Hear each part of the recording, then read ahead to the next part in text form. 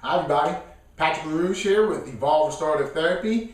You can find us at livepainfreeprocess.com.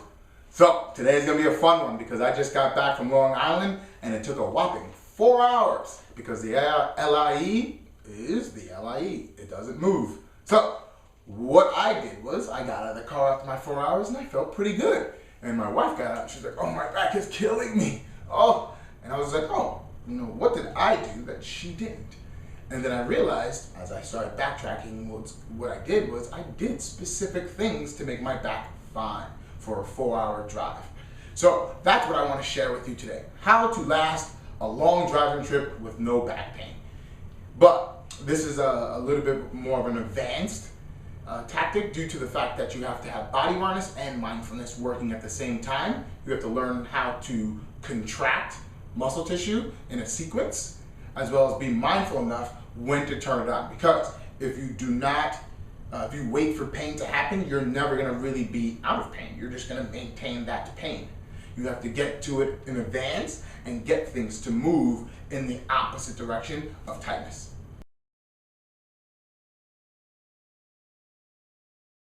So first thing that you have to learn is transverse abdominal. Transverse abdominal is not your rectus abdominal, it's not your six-pack, it's everything that wraps around.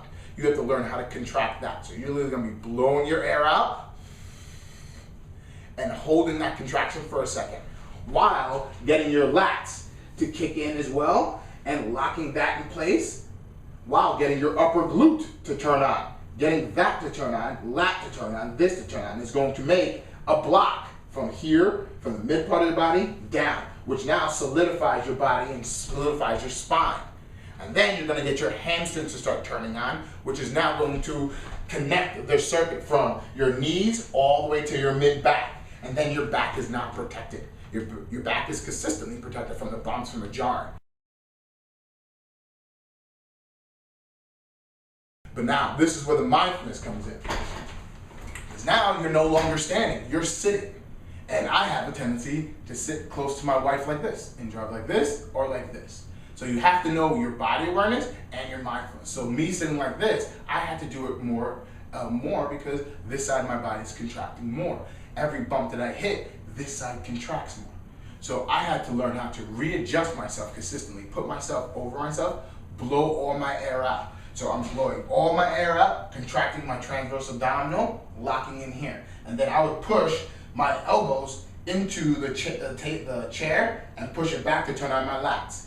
Turn on my glutes and pull ever so slightly with my heels to turn on my hamstrings. And I did that every 20 minutes or so. And I got everything to turn on, everything to turn off. Everything to turn on, everything to turn off. And then my body started to work itself and start to prop myself up, where this actually started to feel uncomfortable. I needed to be straight because my body was balanced. So you have to understand everything comes in place to make this 4-hour ride. This is something that's big, matter of fact, is you have to know what you're doing, where you're at before you jump in that car.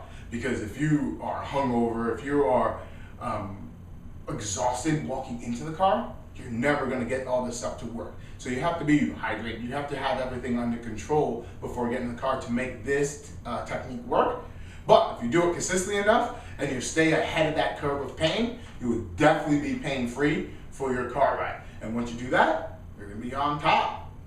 All right, folks, remember, you can live and move pain-free, but you have to try.